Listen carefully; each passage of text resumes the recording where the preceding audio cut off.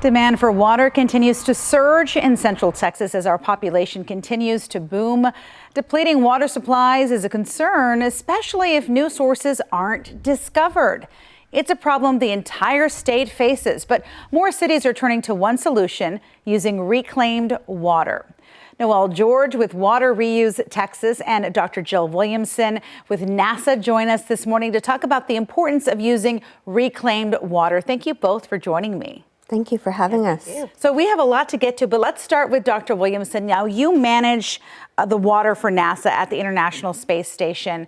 Let's talk a little bit about, with that being said, what is recycled or reclaimed water, and how long have astronauts been drinking it? Yeah, reclaiming all sources of water is very important, particularly for these crewed missions above and beyond lower Earth orbit.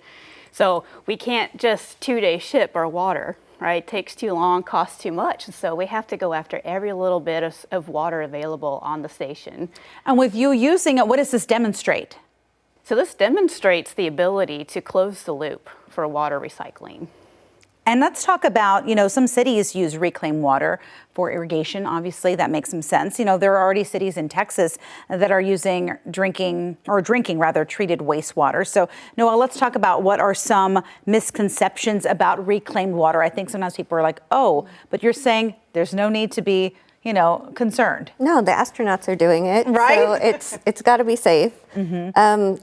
There are a lot of different ways to treat water, and the way that water is treated is it's collected from a community. All the water that the community uses is collected, and then the water provider treats it with very specific treatment techniques that are designed to pull out not only the solid items, but also bacteria and things like that. They use UV treatment to make sure that the water is clean and safe. Some utilities in Texas do use it for drinking water then, but it's not so much about where the water is coming from. It's more about how has it been treated, because we do have the technology to do it. And it's a process. It is a process. There are very clear multiple different steps. It does depend on the water that the community is using. Why do you think we can't conserve our way out of the looming water crisis? What needs to be done? Well, the population in Texas is growing very fast. And the gentleman that was speaking is correct that our water plan that we have now, the 2022 water plan, did show that we would run out of water by 2070 in a worst case scenario. And the population estimates that are in that were already rapidly outpacing those. So with that many people using water, yes, it's great to conserve, but we do need to find other ways to make sure that we're using the water again and again. So some more solutions. Water experts are in town right throughout the week. Tell us more about this Water Reuse Texas conference. Yes, so we have a conference every year. We bring together industry experts who are interested in latest technology for treatment.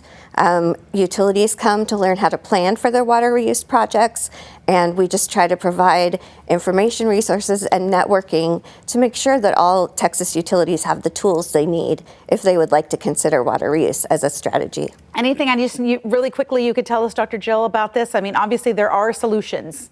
Yeah, so from my perspective, it's what we can do on the space station. It's really hard to maintain a human sustained presence that if we can do it on the space station, that here in Texas, you guys can figure it out for sure. Thank you all so much. Thanks for joining me. Thank you for having us. We'll be right back.